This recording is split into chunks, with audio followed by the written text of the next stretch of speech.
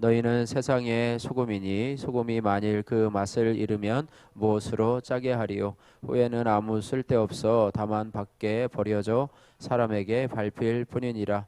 너희는 세상의 빛이라. 산 위에 있는 동네가 숨겨지지 못할 것이요 사람이 등불을 켜서 말 아래에 두지 아니하고 등경 위에 두나니 이러므로 집안 모든 사람에게 비치느니라.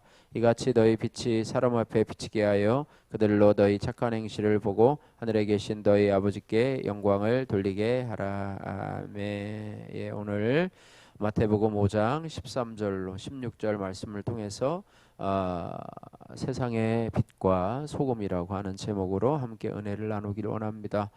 오늘 본문 말씀에 우리 예수님께서는 주님의 제자들을 향해서 세상의 소금으로 말씀하시면서 소금이 그 맛을 잃으면 세상에 버려져서 밟히게 될 것이다 말씀하시고, 또한 제자들에게 세상의 빛이라고 말씀하시면서 그 빛이 착한 행실을 통해서 사람에게 비치게 해서 하나님 앞에 영광을 돌리게 하라 이렇게 말씀하고 있습니다. 먼저 13절에 예수님은 제자들에게 세상의 소금이니라고 말씀을 해주십니다. 예수님은 제자들에게 소금이 되라고 말씀하지 않으시고 소금이라 이렇게 말씀하십니다.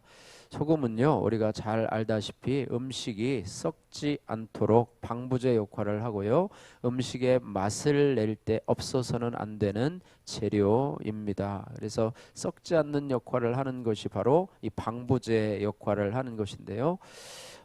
소금은 특별히 이 미생물을 포함해서 이 수분을 물질로부터 끌어내는 그런 성질이 있다고 합니다. 그렇게 유해균이 이러한 성질 때문에요, 유해균에 있는 수분을 끌어내게 되고 유해균은 탈수 증상이 나타나서 활동을 하지 못해서 더 이상 증식을 하지 못한다고 합니다. 이렇게 유해균이 수분을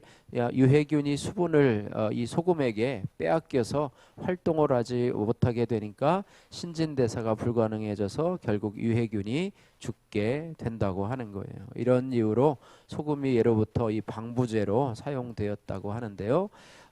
음식을 신선하게 보관할 수 있는 방법이 요즘은 뭐 김치냉장고나 여러 가지 과학의 발달로 뭐 일반화되어 있지만, 고대에는 그런 것이 없기 때문에 소금에 절이는 것 외에는 별다른 방법이 없었습니다. 예수님께서 전도의 중심지로 삼으셨던 이 가버나움이 있는데요. 이 가버나움은 이 갈릴리 바다에서 잡은 생선을 예루살렘이나 또 로마로 수출했던 유명한 곳이었는데요. 당시 가버나움에서 수출했던 생선은 화로가 아니고 소금에 절인 염장된 것이었다고 합니다.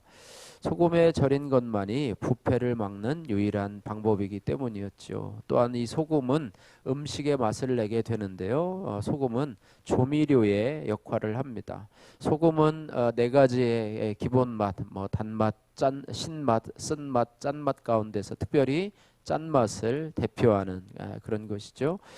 특히 소금은 모든 음식에서 맛을 더욱 돋구는 구실을 하는데요.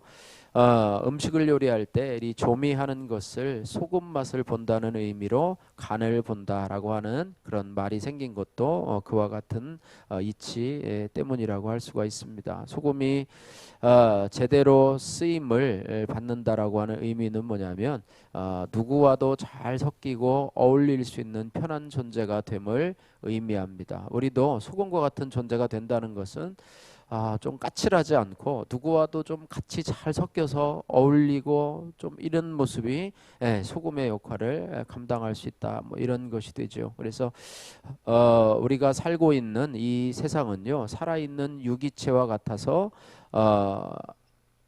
쉽게 부패되고 냄새가 나게 되어 있는데요. 그러나 그곳에 소량의 소금이라도 꼭 필요한 부분에 뿌려지면 세상에 부패와 파멸을 얼마든지 방지할 수 있다고 하는 것입니다. 극도로 타락했던 이 성경에서 가장 부패한 대상이 어디냐면 소돔과 고모라 성인데요. 의인 10명으로 인하여서 멸망이 유보될 수 있었습니다. 소돔과 고모라에 있어서 의인 10명은 멸망을 막아주는 그런 속임이었는데, 물론 뭐 결국에는 멸망을 하고 말았지만은요. 그러므로 그리스도인으로서 세상의 소금으로 산다고 하는 것은 어떤 일을 하든지 간에 나 자신이 드러나지 않고 주변 사람들과 잘 융화될 뿐만 아니라 그 속에 녹아져서 자기 희생의 삶을 살아가는 것을 의미하고 있습니다. 앤드류 머레이라고 하는 유명한 신학자는요, 내 앞에 엎드려라라고 하는 책에서 그리스도인의 자기 희생의 삶에 대해서 이렇게 말씀하고 있습니다. 무엇보다 당신은, 여기서 당신 아마 그리스도인을 말하겠죠. 무엇보다도 당신은 자기 희생의 삶을 살아야 합니다. 하나님은 당신이 이런 삶을 사는 것을 보기를 원하십니다. 그리고 당신 안에 그런 삶을 이루실 것입니다. 당신이 비워놓은 그 자리에 그분이 와서 일하실 것이고, 당신의 전적 무능력을 인정한 그 자리에 하나님의 능력이 임할 것입니다. 이렇게 말씀하고 있습니다.